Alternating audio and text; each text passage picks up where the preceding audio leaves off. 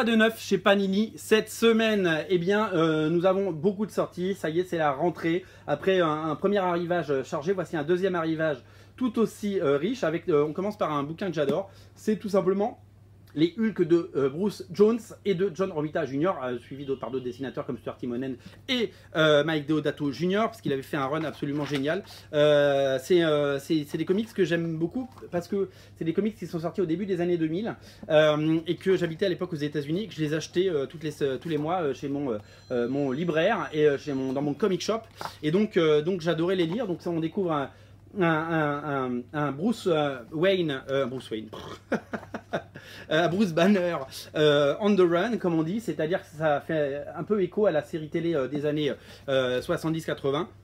Avec un Bruce Banner qui essaie d'échapper, qui est incognito et qui communique via une messagerie instantanée. À l'époque, c'était un peu révolutionnaire, à une mystérieuse personne. Voilà, donc c'est vraiment super. C'est vraiment quelque chose que j'adore. Donc c'est de John Romita Jr. qui avait fait les premiers numéros avec un Hulk massif. Et puis après, on passe sur un dessin beaucoup plus dark et beaucoup plus obscur. Il faut savoir que Bruce Jones vient du monde de l'horreur avec donc à la fois Stuart Timonen au dessin et Mike Deodato Jr. Également disponible le dernier tome de Uncanny X-Force de Rick Remender avec les dessins de Phil Noto et Julian Totino Tedesco, la série qui avait été lancée, qui a cartonné, donc en 4 tomes, disponible bien entendu sur Original Comics et chez Panini. Les 4 tomes sont disponibles. Cette série, il faut absolument la lire, c'est du très bon Rick Remender et c'est du très bon X-Force.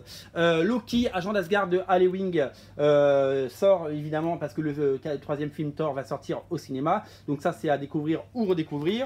Dans la collection Deluxe, Panini est allé nous chercher des épisodes de Straczynski, donc de l'époque des années 2000. Donc c'est des épisodes qui ont une quinzaine d'années avec Mike Deodato Jr. au dessin. C'était jamais sorti, c'est sorti en Deluxe, donc à rajouter dans votre collection. C'est des épisodes qui se passent bien avant évidemment Un jour de plus, qui se passent bien avant tout ce que vous pouvez lire dans la collection Marvel Now, mais c'est du très très bon. C'est l'époque où Spider-Man avait rejoint bien entendu les New Avengers. Deadpool, pas un mois sans Deadpool dans la collection 100%. Nous avons Deadpool versus Gambit, V pour versus, c'est la blague, avec Ben Hacker et Ben Blacker qui sont deux scénaristes très drôles et très prolifiques qui travaillent très souvent ensemble, et Danilo Beyrouth au dessin. Je vous montre un petit peu à quoi ça ressemble, comme ça vous ne serez pas déçus. C'est plutôt soigné au dessin et c'est un peu un plaisir de voir ces deux personnages ou en couleur se rencontrer avec une magnifique couverture comme vous le voyez de Larry Stroman.